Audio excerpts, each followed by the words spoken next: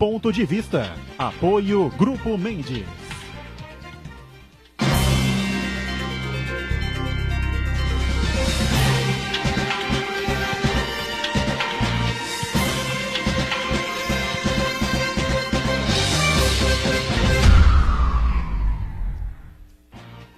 Olá, estamos começando o nosso Ponto de Vista, sempre aqui pela Santa Cecília TV, horário da 1h30 da tarde, tradição do debate político, da discussão dos temas que estão sempre na pauta aqui da cidade, saúde, educação, meio ambiente, turismo, né?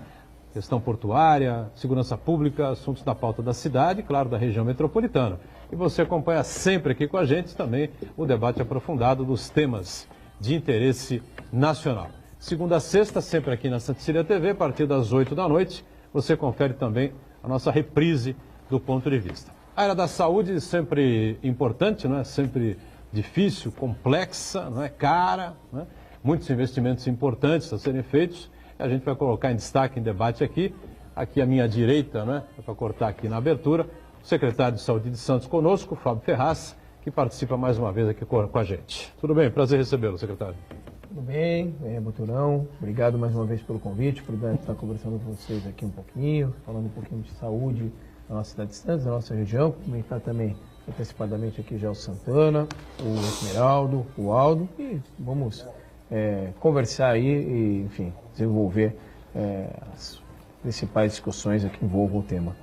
Muito bom, Esmeraldo Tarquínio Neto, coach, advogado, antenado com as coisas da cidade e do país, também participa com a gente nesta segunda-feira. Tudo bem aí, né, Esmeraldo? Tudo bem, ligado. Fábio, Marco, Aldo, uma satisfação estar aqui com vocês mais uma vez. E o Aldo Neto, companheiro jornalista, também forma o time aqui desta segunda-feira do Ponto de Vista e participa com a gente. Tudo certo aí, Aldo? Tudo bem, ligados, amigos da mesa, nosso público telespectador. Estamos aí, sempre importante discutir a saúde da cidade. O Fábio tem feito um bom trabalho à frente da secretaria. Marco Santana, lá na ponta, sempre atento aí às redes sociais, às transmissões que fazemos aqui do Ponto de Vista e a sua participação conosco também. Tudo bem, né, Santana? Tudo bem, boa tarde a todos, boa tarde especial que nos acompanha ao vivo. Quero convidar você a participar do programa, a nossa pergunta, crítica, sugestão, pelo Facebook, Ponto de Vista com Edgar Boturão, ou por e-mail, contato@pontodevista.tv.br. O programa também pode ser acompanhado ao vivo, também na internet, santaportal.com.br/tv. As edições anteriores ficam disponíveis no nosso canal no YouTube, na nossa página no Facebook. E você que nos acompanha na reprise às 20 horas, uma boa noite.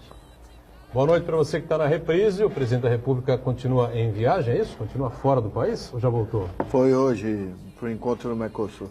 Ah, foi hoje. Então, a ministra Carmen Lúcia, presidente do STF, segue na presidência da República, né? Mas, né, vale o mantra de todo dia, programa ao vivo até as 2h30 da tarde, reprise só começa às 8h, e nesse espaço de tempo a gente pode ter grandes e bombásticas novidades na nossa combalida República, né?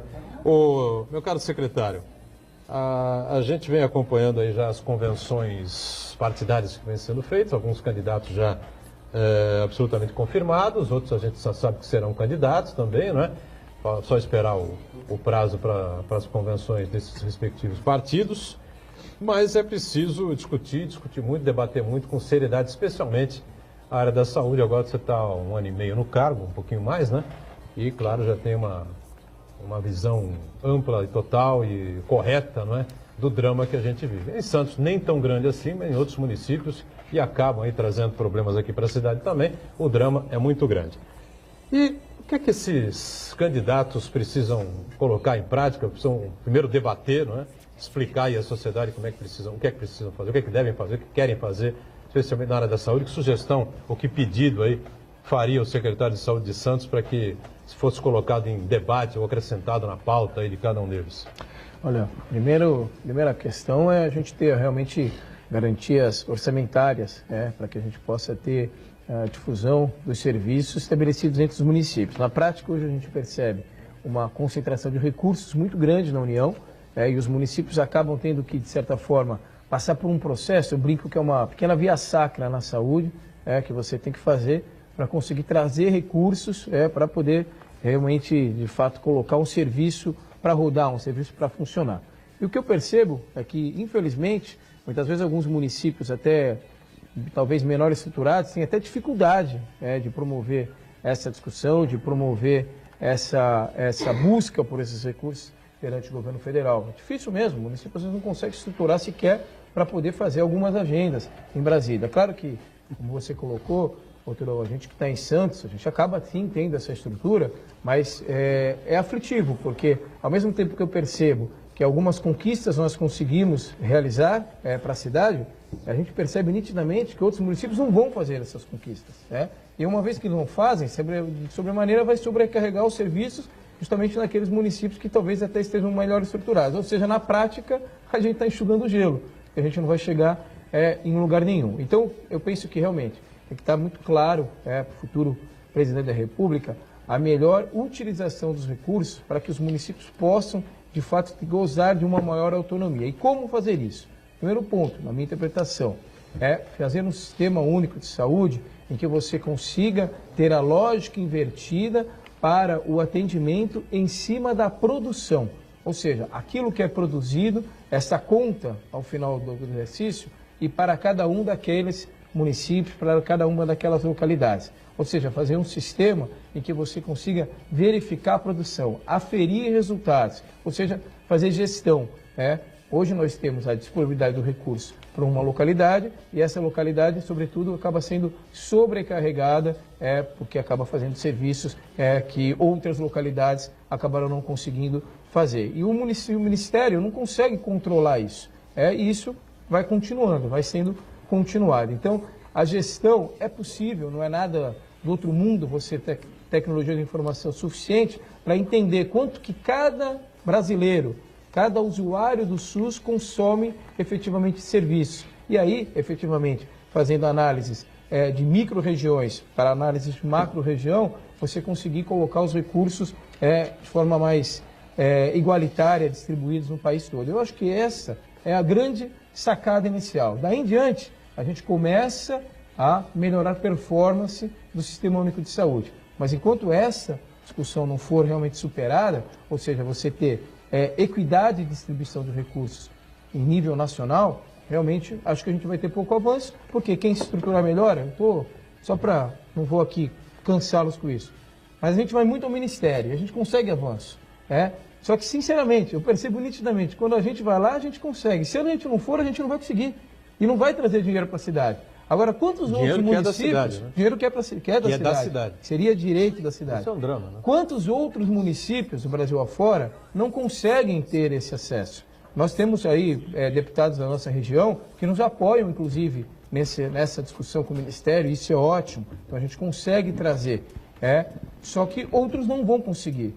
E, na verdade, no final da história, especificamente aqui, por exemplo, na nossa região, a gente acaba fazendo o serviço de forma mais ampla, em que outras localidades acabam não conseguindo realizar. Ou seja, insisto, desculpe a repetição, a gente acaba enxugando o gelo. Então, eu acho que essa é a grande plataforma para se recomeçar a discussão do Sistema Único de Saúde. A questão da distribuição dos impostos é muito complicado, né? A gente já debateu isso 1 milhão de vezes, mas alguém tem que tomar a iniciativa. Espero que isso seja colocado em discussão e em debate, né? Essa coisa de você sugar, não é, o país inteiro e os impostos subirem lá para os cofres da União e depois voltar empingadinho, como disse aqui o Fábio, você vai lá com o pires na mão e tal, e vai no Ministério, bate no outro. A gente só vê isso no país, né?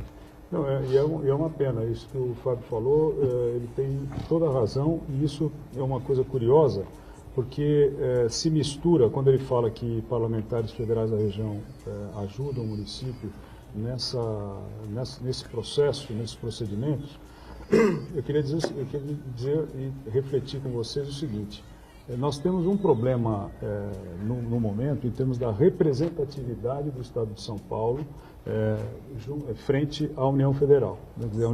Como unidade federativa, São Paulo tem um valor, né, quer dizer, atribuindo o valor, número de 70 deputados federais, e você vê estados em outras regiões que têm menos deputados, porque São Paulo é o estado que tem mais deputados. O fato é que, na realidade, nós percebemos com isso é um reflexo que nós aqui em outras ocasiões também conversamos, Edgar, do empobrecimento da cidade. O empobrecimento econômico gera enfraquecimento político. E outros estados da federação não têm esse enfraquecimento político. Alguns setores, algumas regiões de estados de outras regiões, algumas localidades de outras regiões do Brasil têm na sua representação política o político que, bem ou mal, eu não estou fazendo juízo de valor, não estou dizendo que eles estão certos. Na realidade, acho que eles estão errados. Mas o sujeito chega lá, bate a mão na mesa e consegue o que quer, do jeito que quer, quando quer. E isso não acontece aqui na nossa região, isso não acontece para o estado de São Paulo. Então essa é uma primeira observação. Uma segunda observação que o Fábio comentou, e é uma coisa recorrente também, Fábio, que é aquela história de que Santos, como referência regional, acaba assumindo e assimilando atividades na área da saúde que outros municípios poderiam fazer.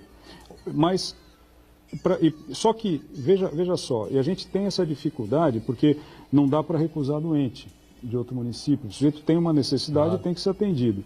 Só que no final de semana eu soube que é outra situação, mas dá para se criar uma analogia. O Hospital AC Camargo, em São Paulo, que é um hospital de referência na área de câncer, não tem aceitado moradores de outros municípios que não da capital. Tem que ter endereço na capital para ser atendido, para fazer lá um tratamento do seu câncer. Então, mudou bastante, hein? Mas é um fato. Isso aconteceu com uma Será amiga minha. internação ou tratamento? Tratamento. Então, são coisas que acabam acontecendo de uma maneira desigual e a gente acaba não reclamando.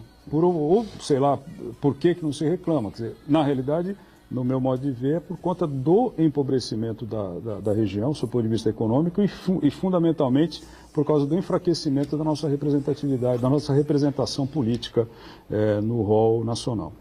Há quem diga, quem defenda veementemente a tese de que é o seguinte: Santos não pode reclamar em absoluto, né? É um debate amplo que já se fez aí, inclusive um tiroteio verbal acontecendo aí pela mídia, enfim, nos jornais da cidade, essa coisa toda. Agora está encerrado esse debate, mas vale a pena sempre a gente repicar aqui, né? Há quem defenda a tese que a cidade, o município, a prefeitura, enfim, não pode reclamar, em hipótese alguma, do excesso de pessoas que se dirigem aqui à cidade, enfim, de outros municípios vizinhos e até do próprio Vale do Ribeira, enfim, porque a prefeitura recebe, né, pelo atendimento de municípios de outras cidades, outras regiões, enfim, né? Você deixou claro que isso não é bem assim, né, que funciona, né? Em tese seria, né? Então vamos lá, olha só, nós temos um sistema que vai controlar de fato, por exemplo, acesso a vagas. Então, o Hospital AC Camargo, por exemplo, uma referência importante do câncer, ainda recebe, sim, às vezes pode ter tido alguma restrição específica, mas inclusive nós temos pacientes de Santos que hoje são ainda acompanhados nessa unidade. A gente faz inclusive o translado em algumas oportunidades para que esses pacientes possam ser acompanhados. Eles acabam sendo realmente acompanhados nessa unidade. É claro que quando a gente fala em saúde, o cenário ideal é que você tenha um maior nível de centralização de serviços numa determinada região. Até porque, por exemplo, uma pessoa que está num tratamento contínuo, como por exemplo relacionado à oncologia, é importante também o apego à família, aos amigos, estarem próximos. Então, às vezes você mandar a pessoa para um lugar distante vai dificultar o próprio aconchego de ela ter aí realmente os seus entes próximos acompanhando nessa fase difícil da vida. Então, é importante sim que a gente tenha um maior nível de regionalização quanto a isso. Agora, essa questão de que Santos recebe recursos, nós temos sim alguns serviços que são habilitados aqui na cidade, principalmente na Santa Casa de Misericórdia, na Beneficência Portuguesa, que são unidades importantes que fazem filantropia e que, de certa forma, são muito tradicionais aqui na nossa região. Mas esses serviços, sobre não são suficientes, muito pelo contrário, são bastante insuficientes. E outros serviços que são realizados na cidade não contam com destinação de recursos de forma nenhuma para, digamos, esse atendimento em âmbito regional. Por exemplo, vou dar um exemplo, o pronto atendimento, pronto-socorro. Então, só para o telespectador ter uma ideia. Quanto custa o custeio, por exemplo, da UPA Central? Os números são claros, a gente tem que ser o mais transparente possível. Por mês, a UPA Central custa cerca de R$1.600.000. Esse é o custo de funcionamento, até um custo bastante otimizado pelo nível de pacientes que nós atendemos lá. Como a gente faz a disponibilidade desse recurso? R$500.000 chegam do governo federal todo mês. O restante, dinheiro do erário municipal, cofres do município dos Santos. Não tem dinheiro de outra forma. Então, nós atendemos nessa unidade todos os dias cerca de 30%, 35% de pacientes de outras cidades da nossa região. Então, quando a gente faz essa leitura, eu estou dando um exemplo, poderia dar outros. A gente percebe nitidamente que é assim uma dificuldade, porque nós estamos colocando um recurso bastante significativo do município de Santos, a arrecadação do Santista, e colaborando para a região num todo. Santos vai deixar de fazer esse papel? É evidente que não, vamos continuar fazendo. Aí é o que o Esmeraldo falou aqui com bastante propriedade. O paciente precisa de atendimento e ponto, vai ser atendido. O que eu defendo é que nós tenhamos, sim, um controle melhor. Isso não é difícil, gente, porque hoje, por exemplo, você chega num lugar, você passa o seu cartão SUS e você tem, sim, como verificar o quanto que foi despendido de valor para poder fazer aquele atendimento. Isso é fácil, isso é uma ferramenta simples de tecnologia faz. Não é difícil a gente fazer isso.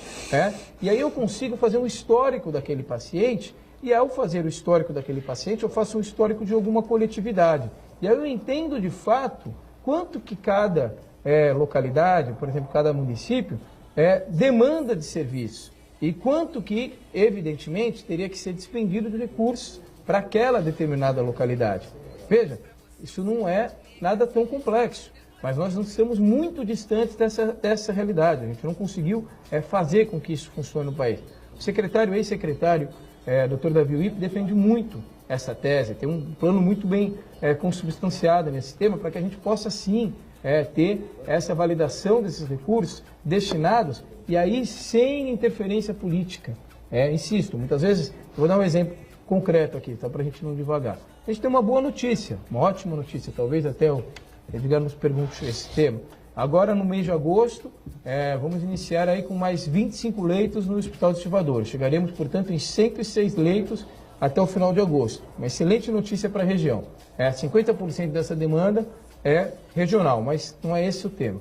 Por que a gente vai conseguir essa ampliação? Porque nós estivemos lá em Brasília, fomos acompanhados dos deputados, conseguimos que saísse uma portaria no Diário Oficial, aumentando o custeio destinado ao Hospital de Estivadores. Veja, nós fizemos essa agenda, nós tivemos, o prefeito Paulo Alexandre Barbosa esteve reunido com o ministro para conseguir esse dinheiro. Mas quantos outros municípios não vão ter essas oportunidades? E acaba centralizando, portanto, a distribuição do recurso para cá. A gente vai deixar de fazer? Óbvio que não, porque senão a gente não vai conseguir atender. A gente tem que fazer e vamos continuar buscando esses recursos. Mas o que eu defendo é que essa distribuição de recursos do SUS seja feita de forma igualitária e distribuição distributiva, é meio redundante, mas, ou seja, uma distribuição que realmente promova uma distribuição de recursos e não uma centralização de recursos em determinadas regiões. Essa que eu acho que é a grande defesa. Especificamente em Santos, nós temos recursos, sim, que nós conseguimos conquistar, mas é evidente que esses recursos não são o suficiente para que a gente possa fazer um atendimento de 1.900.000 pessoas, como é o caso aqui da região da Baixada Santista. Então, acaba tendo algum nível de dificuldade no todo ainda. Rigaldo, pois não. Muito interessante o debate todo, e é evidente que nós estamos chegando no momento certo de discutir algo que o país precisa discutir há anos e sempre se posterga por interesses políticos, que é a tal da divisão dos valores entre os entes federativos. Porque é impossível nesse país se cuidar de política de saúde como o Fábio cuida, e com a alternância que se tem no poder. Ele está explicando aqui quantas vezes ele teve que ir para Brasília falar com o ministro toda hora. O governo que está aí, que começou em 2014, para mim o governo é um só, começou com a Dilma, está no 6º ministro da Saúde. Por que tu vai lá em Brasília, compactua com o ministro, se é o 6º em 4 anos, em 6 meses ele cai, tem que ir lá compactuar com o outro. E chama o deputado, e chama... É preciso a gente tratar a saúde e a educação, que eu acho que são os dois principais serviços públicos, de uma maneira mais profissional. E a ideia, a colocação do Fábio é bem interessante, por que não gerenciar isso de forma global, conforme as cidades demonstrando atendimento e recebendo por isso? É muito mais inteligente do que ter que ficar lá batendo na porta toda hora. É muito mais inteligente. É a lógica da produção. Desculpe, então veja, o mercado privado ele faz isso. Então ele vai saber exatamente, vamos imaginar que o Boturão tenha um plano de saúde. Eu não sei se tem ou não, mas se ele tem. Sim. O plano de saúde dele sabe exatamente quanto ele custa. Sim. E aí ele faz uma estimativa global de pessoas com o mesmo perfil para projetar esse custo. E aí ele consegue, inclusive, projetar o quanto que ele pretende cobrar de mensalidade. Mas sabe o que acontece, Fábio? Mas a lógica, ela pode funcionar no público de forma muito razoável. Dá para se fazer isso. Dá não é para nada do fazer, outro mundo. só que você acaba tendo que mexer com grandes sistemas ocultos que existem no país, que é difícil. Por exemplo, eu soube outro dia que a prefeitura está informatizando os atendimentos, fazendo... o Aldo foi atendido pelo Esmeraldo na Policlínica do Gonzaga com gripe. Depois, se eu for na Policlínica da Aparecida, o Esmeraldo, o Edgar me atender lá, ele vai saber que eu tive na outra... E tem tido dificuldades porque os médicos não querem ir para o computador ficar passando isso, porque eles recebem por atendimento, não é por hora trabalhada. Ou seja, é funcionário público, no caso o médico contra. Muitos interesses por trás da informatização do serviço, que acho que nesse momento eleitoral a gente tinha que passar a discutir no cenário nacional, Edgar, vou falar um negócio que vamos chamar de louco, mas é a privatização do SUS. Por que não? Eu acho que não. Por que não? Acho que é o contrário. Vamos cobrar SUS, serviço. Completamente ao contrário. Os melhores equipamentos, pelo menos aqui na Baixada, do que eu observo, de atendimento, são geridos por organizações sociais, tão criticados por alguns. Se me permite, Claro. se a gente pensar em privatizar o SUS, aliás, até acho que o eleitor brasileiro tem que ficar muito atento com os candidatos a presidente, o que eles defendem para a saúde pública do Brasil. Eu acho que a presidente ele tem que fazer uma defesa intransigente do sistema público de saúde, do sistema único de saúde. Porque eu acabei de lembrar de um episódio que teve nos Estados Unidos, uma notícia que foi muito amplamente divulgada, uma moça se acidentou no metrô de uma cidade dos Estados Unidos, e ela pedia, pelo amor de Deus, para não chamarem a ambulância. Por quê? Porque se fossem resgatá-la, iam mandar a conta para ela, e ela não ia ter recurso para pagar. Então ela falou, não, deixa que eu me viro aqui, né? Então eu acho que o brasileiro ele tem que estar muito atento a isso daí, porque as pressões dos planos de saúde são muito fortes, os lobbies são poderosos. Quando eu falo em privatizar, é o governo pagar, não é as pessoas. Precisa fortalecer ainda mais o sistema de saúde. O Universo Online, o portal UOL, fez uma entrevista que publica nessa segunda-feira, que fez uma espécie de raio-x do SUS. E o ano passado foram 1 bilhão e 700 milhões de consultas por ano. Assim, a gente vai dizer o quê?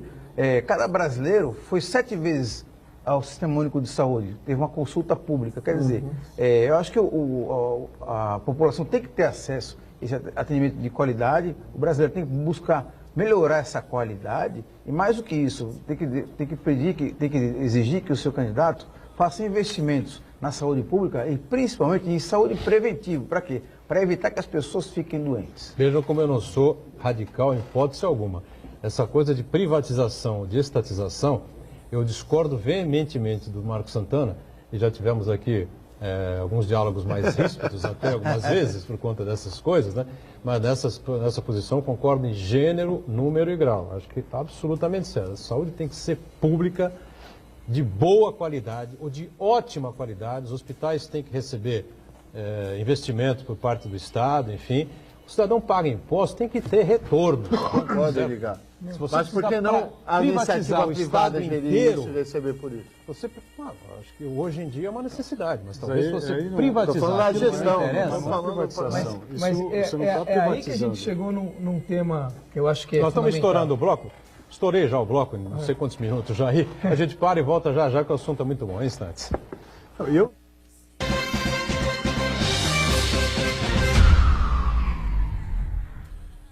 Existe um lugar em Santos onde você encontra os empreendimentos mais fascinantes da região. Um lugar amplo, aconchegante, feito para oferecer o melhor atendimento para você. Um lugar que reúne as melhores opções residenciais e comerciais nos bairros mais nobres de Santos. Um lugar que a gente nem precisava dizer, porque você já sabe. Central de Vendas Grupo Mendes, Rua Guaiaó 55, Aparecida. Venha fechar um bom negócio para abrir as portas do seu novo lugar.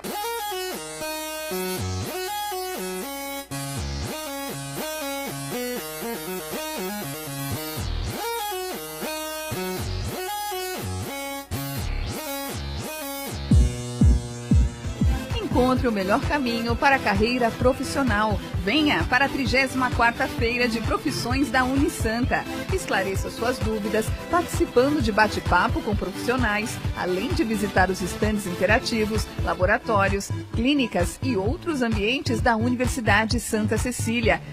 Dia 23 de agosto, das 9 às 13 e das 18 às 22 horas. Inscrições gratuitas para o vestibular durante todo o evento. Entrada franca com sorteio de brindes e apresentação de dança. Feira de Profissões da Universidade Santa Cecília.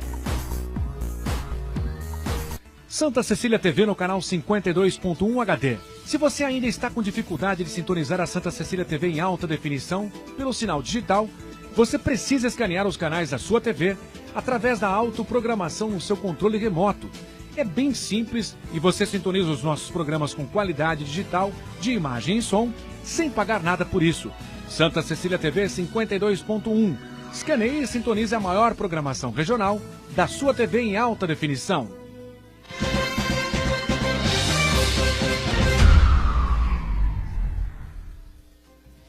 Muito bem, estamos na sequência aqui do Ponto de Vista com o Esmeraldo, com o Aldo, também com o secretário de Saúde de Santos, Fábio Ferraz, Marcos Santana lá na ponta e a gente destacando a manchete do Jornal da Orla, né, que circula ainda nesta segunda-feira, desde amanhã de sábado pela nossa região metropolitana. Está aí a manchete que bem a calhar, né, vacina na ignorância. Bom, um absurdo. Um assunto importante, interessante. Debatemos aqui recentemente, inclusive com a participação do médico infectologista Ricardo Aiden. Tive uma conversa também bem longa sobre esse tema com o também infectologista Marcos Caseiro. Aliás, o Caseiro destacou uma coisa importantíssima, né? A grande revolução da medicina. Qual foi a grande revolução da medicina em 100 anos? Foram as vacinas. Pô. Sim. As vacinas foram a grande revolução da medicina. O sujeito tomava a vacina, ou a criança, o menino tomava a vacina e não ter risco de sarampo, de catapora, de uma série de doenças importantes, né, que atrapalham a vida das pessoas e, se maltratadas ou mal cuidadas, podem inclusive levar a óbito, né? Mas, viu, essa pauta, né, Santana? Exatamente, né? Semana passada fizemos um programa justamente sobre isso daí, com a participação do Ricardo Aiden, e é preocupante que cresce um número significativo de pais que militam contra a vacinação das crianças, né? Então, são sarampo, paralisia infantil, são pessoas que não têm uma recordação de que dessa doença durante a infância, né? Cresceram e não conviveram com a doença. Então, acham que ela é desimportante. Aliado a isso daí, a fake news, né? Por exemplo, a vacina contra o sarampo dizem que provocaria o autismo, né? Outras vacinas provocariam câncer. Então, as fake news acabam travestindo essa questão toda. E isso aí está se disseminando de uma maneira preocupante, né? A própria cobertura vacinal em Santos, ela caiu na Baixada Santista, né, Fábio? Caiu a menos da metade em pouco mais de 2 anos. Então é uma situação muito preocupante, que a população precisa de informação de qualidade e consistência e vacinar os seus filhos, imunizar contra as principais doenças. Algumas doenças, até que eram consideradas erradicadas, ameaçam voltar. O Jornal da Hora chamou a vacina na ignorância, né? Eu chamaria de vacina na burrice, não é?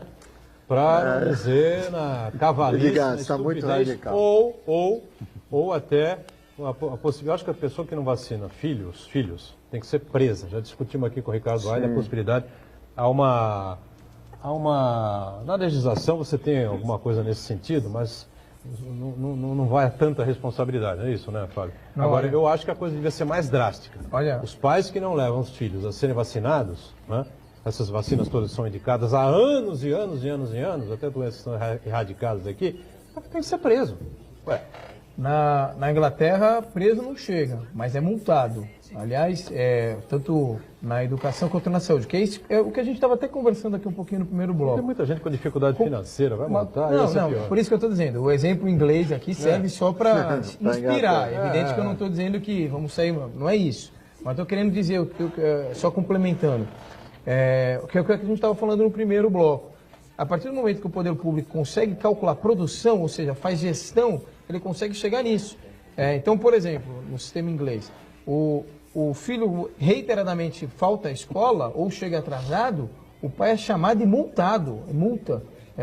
E a mesma coisa se não obedece aos critérios específicos de atenção básica, no conceito de atenção básica em inglês, ou seja, daquilo que se faz de prevenção, que é o nosso conceito aqui. Eu tenho uma questão que eu acho interessante, eu achei muito boa a matéria que foi colocada no Jornal da Hora, realmente é um fato que preocupa o Brasil, muito motivado sim para a questão das fake news, eu não tenho dúvida nenhuma, muita bobagem que a gente vê em rede social, e às vezes as pessoas não se dão ao cuidado de checar uma informação antes de replicar essa informação, isso serve para tudo, mas quando é na saúde o negócio é muito mais grave, porque a pessoa replica uma informação sem base, e realmente acaba levando problemas, levando prejuízos para outros. Então, as pessoas têm que ter muita responsabilidade nisso. E o segundo ponto, eu acho que também, de certa forma, aí sim, é uma certa assossego. As pessoas, por exemplo, a sociedade atual, ela não convive mais com a polio, com a poliomielite. Isso foi praticamente superado quase que no mundo. Agora, tivemos já a possibilidade de algum regresso da doença em alguns pontos específicos. Ou seja, a gente precisa realmente que, de certa forma, às vezes, por incrível que pareça, as pessoas tomem um susto para poder tomar ação. Então, vou dar um exemplo. Aqui em Santos, é verdade, nós estamos com o nosso índice de vacinação, as vacinas estão com números não satisfatórios. Mas, por exemplo, febre amarela e a própria gripe, a vacina da gripe, nós superamos as metas. Por quê? São doenças que, de alguma forma, caíram no conhecimento em massa da população. Aí a população se assusta e procura o posto de saúde.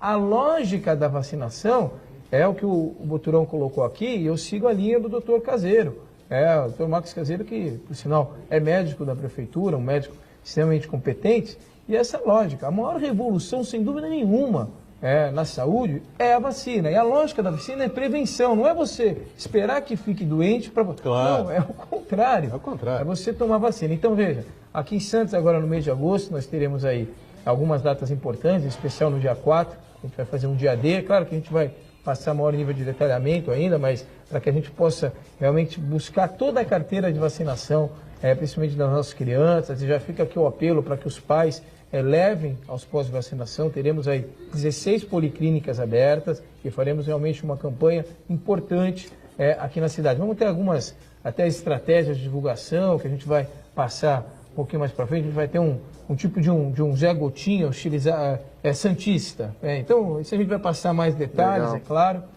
mas a gente está terminando lá com o pessoal do marketing para que a gente possa, sim, induzir os santistas a se vacinarem. A vacinação é fundamental, e aí eu digo para várias doenças. É claro, aí um foco em sarampo, na própria polio, que vai acontecer agora, mas febre amarela, a vacina da gripe, enfim. As pessoas realmente precisam se imunizar, que é indiscutivelmente a melhor forma de se fazer promoção de saúde com vacinação básica. E você realmente previne essas doenças que são doenças notoriamente muito sérias. Tem que ter uma campanha nacional pela vacinação, em rede nacional de televisão, especialmente, não é? Porque a televisão ainda é mais forte que as redes sociais, especialmente no horário nobre, e aí você faz a cabeça das pessoas. Explicar para as pessoas por que a poliomielite, que é a paralisia infantil, está erradicada no Brasil, ou estava? Está. Vamos considerar que ainda esteja. Está erradicada. Porque o menino toma vacina.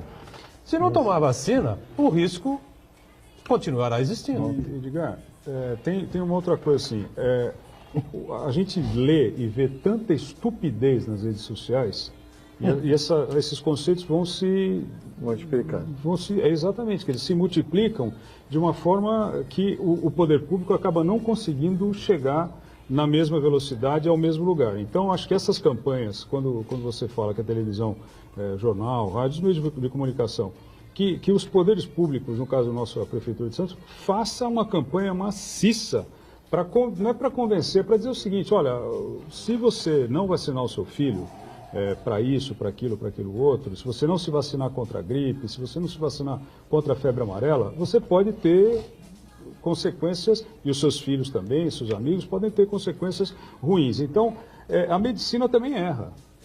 Quando surgiram lá aqueles medicamentos de talidomida, né, que muita gente nasceu deficiente, sem parte de membros e tal, foi um erro da medicina.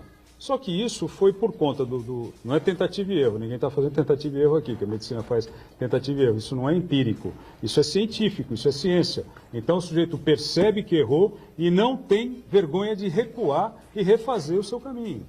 Então sim, porque tem que ter a decência, porque tem uma questão ética que não pode ser deixada de lado. Então, na realidade, o papel que a Prefeitura faz, eu acompanhei isso, eu vi aqueles números no início que estavam bem aquém do que era o esperado, e ainda bem com essa notícia que você trouxe aqui, eu não tinha prestado atenção a ela, Fábio, isso é ótimo. Saber que o cidadão santista, pelo menos, está tentando resolver um problema que, meu amigo, sarampo pode matar. Exatamente. O Amazonas tem um surto de sarampo hoje. Imagina você segurar uma epidemia de sarampo no Amazonas. Você não está falando de São Paulo. No estado de São Paulo, o sarampo estava erradicado há mais de 15 anos, quase 20 anos. Você vai pelo Rio. E tem um argumento que chega a ser risível de alguns pais que defendem que as crianças não devem ser vacinadas, que dizem o seguinte: eu nunca vacinei meu filho nunca teve a doença. Quando tiver. Porque as demais crianças, as pessoas que convivem com ele na escola, são vacinadas. Justamente por isso que o filho dela não foi doente. É muito feliz essa lembrança do Mas o do terrível Santana. que citou o Ricardo Weilen aqui é a raiz desse problema todo. De onde começou essa onda, né?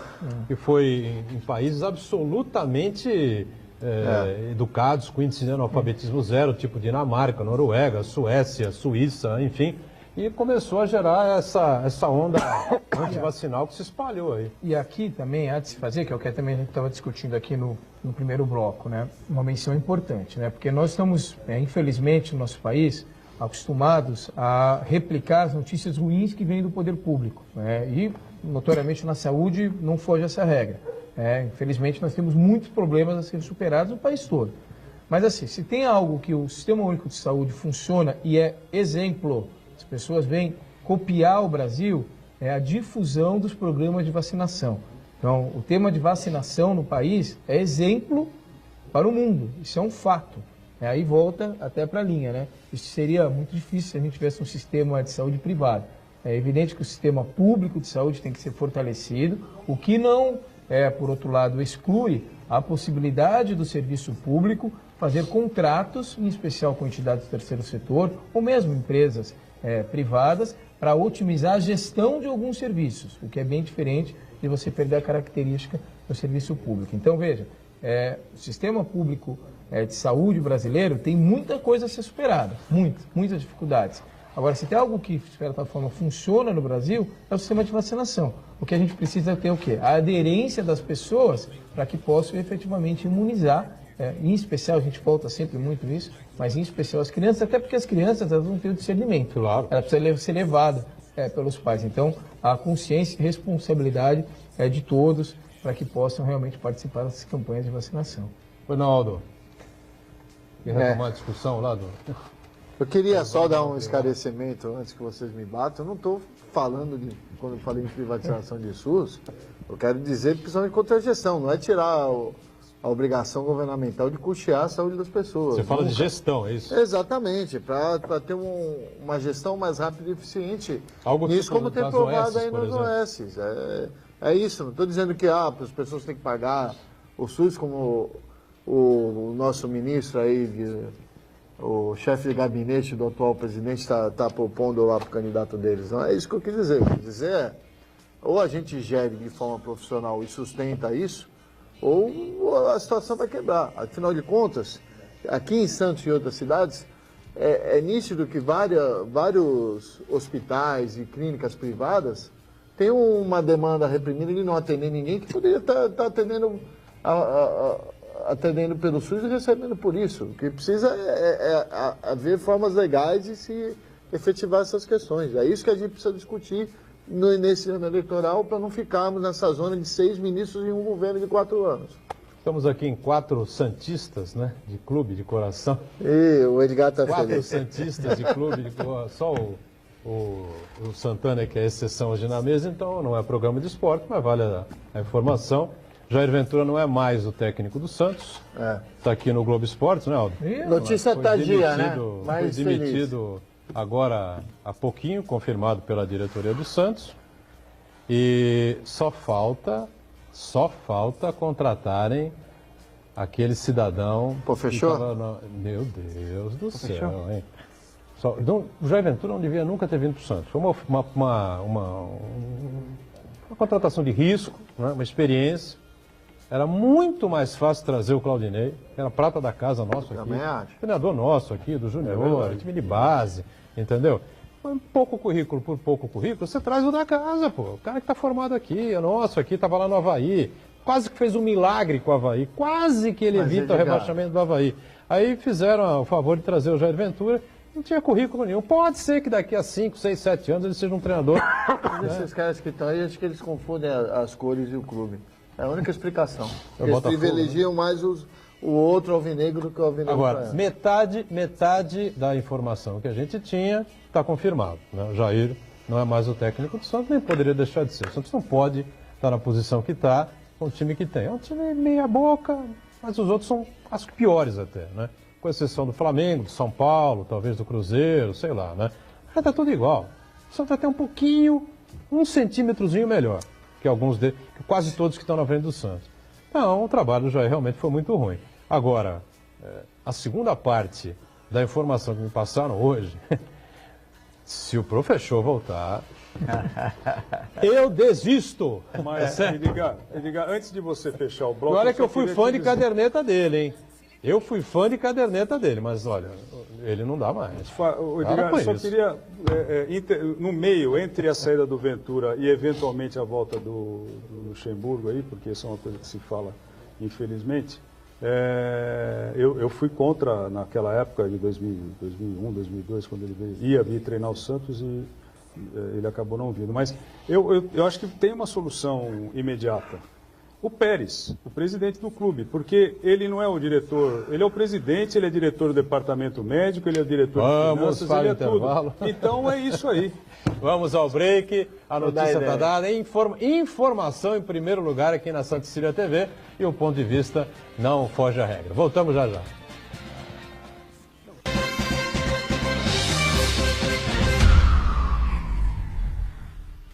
Existe um lugar em Santos onde você encontra os empreendimentos mais fascinantes da região. Um lugar amplo, aconchegante, feito para oferecer o melhor atendimento para você. Um lugar que reúne as melhores opções residenciais e comerciais nos bairros mais nobres de Santos. Um lugar que a gente nem precisava dizer, porque você já sabe. Central de Vendas Grupo Mendes, Rua Guaiaó 55, Aparecida. Venha fechar um bom negócio para abrir as portas do seu novo lugar.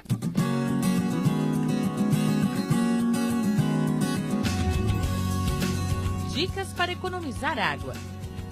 Conserte vazamentos e feche bem as torneiras. Um gotejamento, por exemplo, pode desperdiçar cerca de 40 litros de água por dia. Troque a mangueira pelo balde na hora de lavar o carro. A economia pode chegar a 180 litros. A Santa Cecília TV colabora com o meio ambiente. Conquistar um lugar no mercado de trabalho não depende só do diploma. Você precisa de uma formação diferenciada. Por isso, não perca tempo. Faça já a sua transferência para a Universidade Santa Cecília e ganhe 30% de desconto na matrícula e nas mensalidades. Cursos presenciais e à distância, com excelentes avaliações do MEC. Faça acontecer. Faça Unisanta.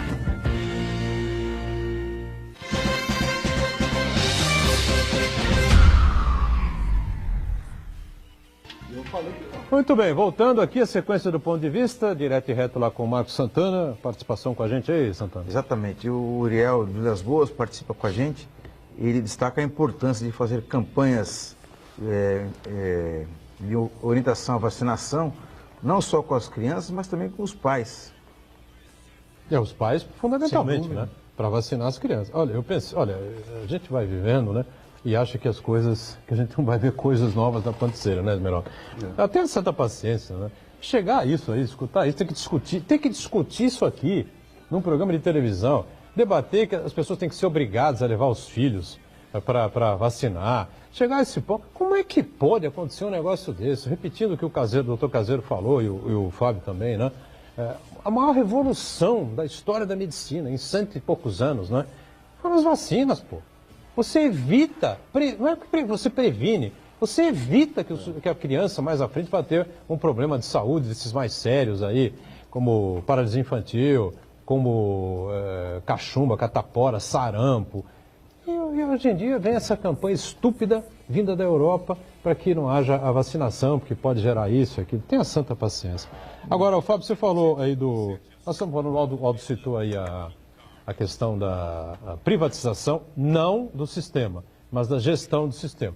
E aí eu queria colocar essa questão das OS, né? Porque muita gente bate, muita gente critica, muita gente ataca e tal, não sei o quê, mas me parece que os resultados vão acontecendo, ou não? Olha, sem dúvida. Eu penso que trata-se de um receituário de opções que são colocadas ao gestor público moderno.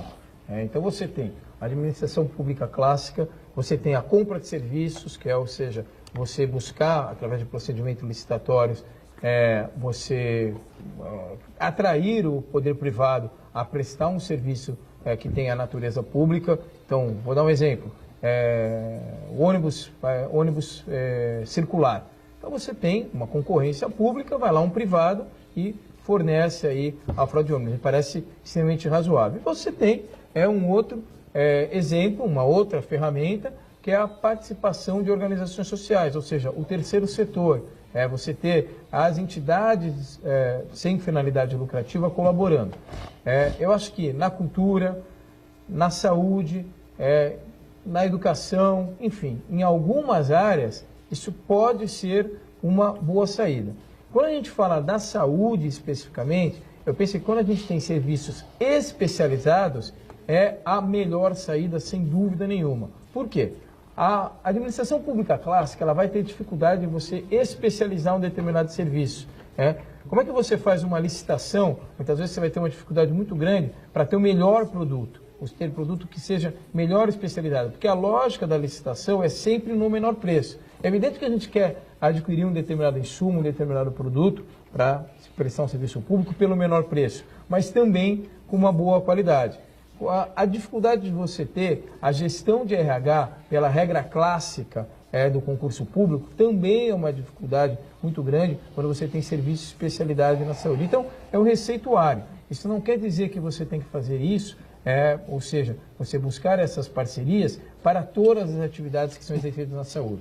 Por exemplo, a gente está falando aqui muito de vacinação, a atenção básica. No caso aqui de Santos, especificamente policlínica, eu acho que o melhor caminho é você ter sim a estrutura clássica, a estrutura mais ortodoxa da administração pública, que é do servidor público, e você ter esses serviços sendo realizados, porque você não tem um nível de alta especialização, você tem um nível de rotina. Então, eu acho que é muito importante, sim, você ter essa estabilidade contínua dessa prestação de serviço. Agora, por exemplo, um serviço de pronto atendimento, ou mesmo um serviço de média ou alta complexidade, é fundamental que você possa ter, sim, esses parceiros. Se você for fazer uma análise, você pega qualquer hoje grande hospital público, os que têm performance boa, que têm bons números, bons indicadores, utilizam esse sistema. Aqui em Santos nós tivemos essa discussão e eu, sinceramente, vejo essa discussão como algo superado. Hoje você vê pouquíssimas vozes, evidente, respeito toda a questão ideológica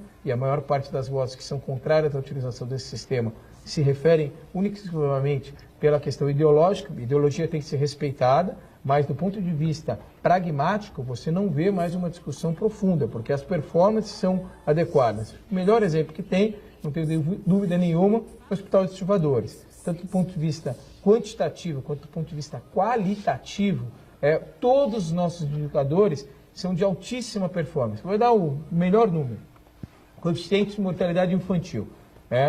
Nós chegamos em Santos, ano passado, a um número histórico para a cidade, a mortalidade mais baixa da história da cidade, pela primeira vez abaixo do nível 10, que é o coeficiente que é apontado pela OMS como algo recomendável.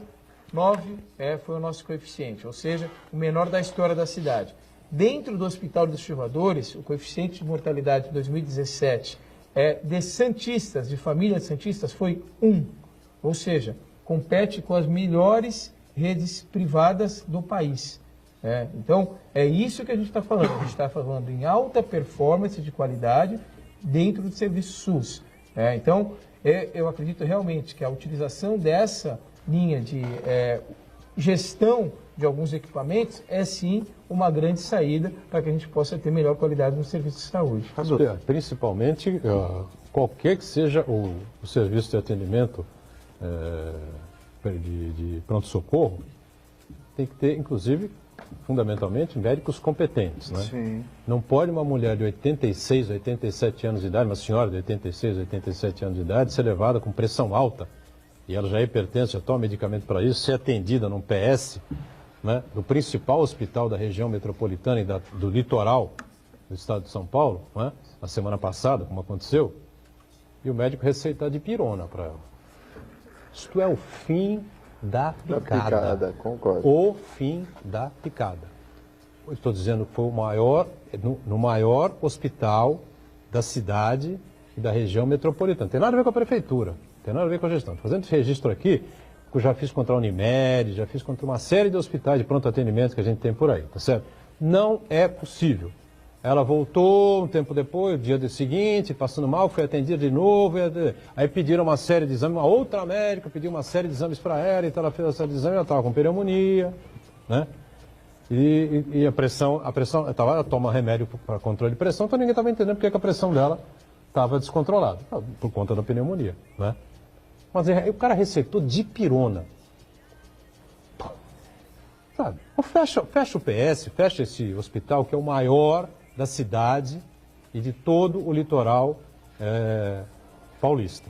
Não é o plano, não foi do plano dele que aconteceu, no ambulatório do plano, foi no PS do próprio hospital. Se você não sabe qual é o maior, procure aí que você vai saber qual é o maior hospital da cidade e do litoral. Edgar, o Fábio Ferraz falou sobre a resistência ao modelo de OS, citou o viés ideológico, mas também temos viu, Fábio? Com relação à resistência do setor corporativismo, dentro da própria setor de saúde, alguns profissionais ainda resistem a adotar esse modelo, a abraçar esse modelo, porque realmente tinham certos privilégios, Sempre que eu penso em ineficiência de atendimento público da saúde, eu lembro aquele episódio que teve em São Paulo, de médicos que mandavam fazer dedos de silicone para poder fajutar o ponto eletrônico ali, eu não estou dizendo que isso é a regra nos pronto-socorros por aí. Mas aí você percebe que muitos profissionais não estão comprometidos com o serviço público, estão ali para apenas receber o seu ali, muitas vezes dão um expediente duplo, parece que estão em 2 lugares ao mesmo tempo, então... Até 3 às vezes. Então o que eu acho que precisa se cobrar quando um modelo público direto ou uma OS é a eficiência do serviço em si e a transparência, a fiscalização de como esse atendimento é feito. Tem um oftalmologista aqui em Santos, famoso, que há anos atrás ele conseguiu fazer no mesmo dia uma cirurgia em Santos, uma em São Paulo e uma em São Bernardo do Campo, Está lá escrito. Foi ele que fez, As 3 cirurgias. Uma às 8h30 da manhã em Santos, outras 9 em São Bernardo e outras 10 em São Paulo. O cara é um fenômeno. Pois não, Esmeralda? E ninguém vê, Ninguém vê. Mas o fato é o seguinte, eu acho que a observação do Fábio, o que o Fábio falou sobre as OS, depois com o complemento do Marco, eu, ao contrário do que eventualmente possam pensar, eu não sou contra a OS, não. Eu acho que o problema, eu acho que a OS, porque há muitos bons exemplos de sucesso de OS, não só em relação a um hospital, mas uma OS que cuida de diversos hospitais, dentro de um mesmo município ou em vários municípios. Então eu não tenho rigorosamente nada contra a OS, Fábio. O problema que eu vejo, ou a solução para que essa... Acho que há uma preocupação em relação aos servidores públicos da prefeitura, que vão fazer o quê com essa? Mas a prefeitura vai, obviamente, cuidar de dar atividade para esses profissionais. Mas acho que o fundamental na relação entre a prefeitura, ou uma prefeitura e uma OS, é uma coisa só, é controle. Se você tiver controle, e se o controle não sair das suas mãos, não tenho dúvida de que isso é um projeto, é um modelo de sucesso. Porque realmente o que você falou, há especialidades para as quais as prefeituras não estão aparelhadas, não estão apetrechadas. Então, uma OS pode resolver, porque ela vai ser contratada para atender aquilo, porque senão você vai ter que contratar o especialista daquela área por concurso, você não pode fazer essa contratação pela Lei 650 ou equivalente. Então, são coisas que realmente, sob o ponto de vista do modelo da OS prestando esse serviço para a prefeitura, eu não vejo nenhum problema. O problema que eu vejo é que a prefeitura de Santos e quaisquer outras prefeituras que contratarem com uma OS é o controle. Controlou bem, não tem como dar errado. Agora, você acredita que o processo da OS é irreversível no país que vivemos hoje, tá certo? Na lógica que temos na saúde pública no Brasil hoje. Caso haja uma mudança, parte desse governo monstruoso, do Estado monstruoso, seja diminuído, uma gestão melhor no SUS, na saúde como um todo, enfim, você acha que esse quadro pode mudar e as próprias administrações públicas, enfim, a própria revisão, né, do Pacto Federativo aconteça um dia no Brasil, né? A gente espera que o próximo presidente que assumir, agora em janeiro, eleito em outubro, tenha como meta uma das metas, essa questão do Pacto Federativo. Poderia inverter essa lógica novamente, Fábio?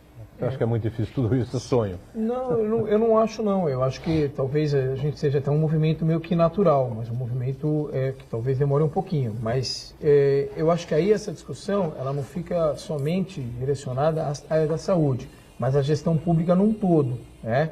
Então, o que a gente está falando aqui? Repensar a lei das licitações, que ela é uma lei excessivamente controladora. Então, veja, tá certo, a gente tem que ter muito controle, mas hoje a gente consegue fazer controle. Tem um termo, eu não gosto de trazer termo em inglês, mas é que esse não tem tradução específica. Então, tem um termo que eu acho interessante, que é accountability. Accountability é controle com responsabilização. E hoje nós temos ferramentas suficientes para promover a accountability. Ou seja, você não precisa ter amarras que são postas pela lei das licitações. Você consegue fazer que o controle social seja mais efetivo que o próprio controle burocrático. Então, a gente ter realmente uma relativização e uma nova leitura das licitações e também a discussão, essa é uma discussão que eu particularmente acho que o Brasil tem que fazer, que é a discussão do sistema de contratação do funcionalismo público. Há de se ter uma relativização sobre o tema da estabilidade. A gente tem que discutir isso de forma muito clara. Então, você olhando com essas duas vertentes e você tendo, de certa forma, esse maior controle social sem ter um poder público tão amarrado como nós temos hoje, aí eu acho que é possível sim a gente fazer um novo movimento, digamos, de centralização, excluindo aí parceiros, no caso aqui, parceiros do terceiro setor, ou pelo menos diminuindo a sua participação. Mas como eu acho que isso ainda vai demorar um pouquinho, realmente eu sou muito defensor desse modelo que permite, insisto, essas ferramentas de, em alguns locais, em algumas estratégias, você ter realmente uma participação aí do terceiro setor ou mesmo da iniciativa privada de forma direta. Muito bem, finalzinho aqui do ponto de vista, agradeço aqui o secretário de Saúde de Santos, sempre com informações importantes, né, explicando aí com muito detalhe aí o que vem acontecendo na saúde pública da cidade e o que acontece na saúde pública do país de maneira geral. Obrigado, Fábio, até outra aí com a gente. Olha, eu que agradeço, uma enorme satisfação aqui a gente estar podendo conversar um pouquinho da saúde, da gestão pública da nossa cidade, da nossa região. Um abraço a todos, em especial a todos os telespectadores. E olha, realmente um furo aqui que foi dado pelo Boturão ao vivo aí com a caída do nosso técnico, né? Espero aí que o nosso ex-técnico, né? Espero que o ex-técnico não volte também, né? Que já deu o que tinha que dar. Encontre melhores caminhos, que eu também concordo. Só bem pitaquinho aqui, mas não é pra gente estar sofrendo tanto como, por exemplo, a gente sofreu ontem à noite, aí no empate sofrido, enfim. O Santos também precisa estar em melhores dias, mas obrigado aí pela paciência e colaboração de todos aqui. Obrigado sempre aqui ao Aldo, ao nosso Esmeraldo, participando sempre conosco, Marcos Santana sempre atento às redes sociais, e um beijo especial, né, a dona Gláucia, minha esposa. Hoje são 25 anos de casado, exatamente hoje, 23 de julho, tá certo? Então, ela já está direta, sentada no céu, não há nenhuma dúvida com relação a isso, suporta aqui a gente há 25 primaveras, tá certo? Um grande beijo e é isso mesmo, né? 25 bodas de prata, tá certo? Obrigado. Obrigado a você que está sempre com a gente, segunda a sexta, ao vivo, 1h30 da tarde, o nosso ponto de vista, reprise às 8 da noite. Valeu, gente.